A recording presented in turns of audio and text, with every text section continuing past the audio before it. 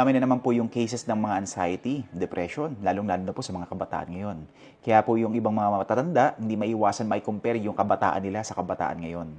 Kwento ko lang ha, alam mo ba dati, bago pa nauso ang cellphone, mga social media, kapag meron kang pinagdaraanan, gagawin mo, lalabas ka lang. Hahanap ka ng katropa mo, makikipagkwentuhan ka, tatawa kayo, minsan iiyak pa nga kayo eh. Merong yayakap sa'yo, merong dadamay sa'yo.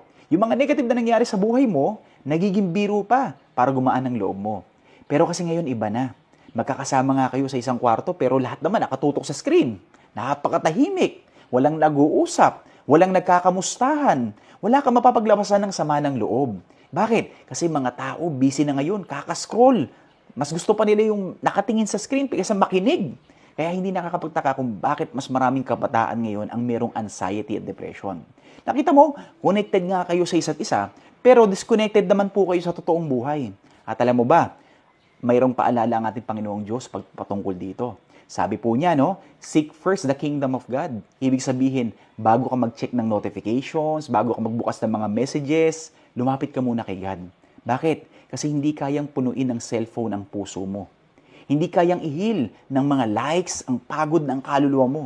Minsan po, ang kailangan mo lang talaga ay yung presence ng ating Panginoong Diyos. Yung totoong kausap at yung isang puso na marunong makinig sa'yo.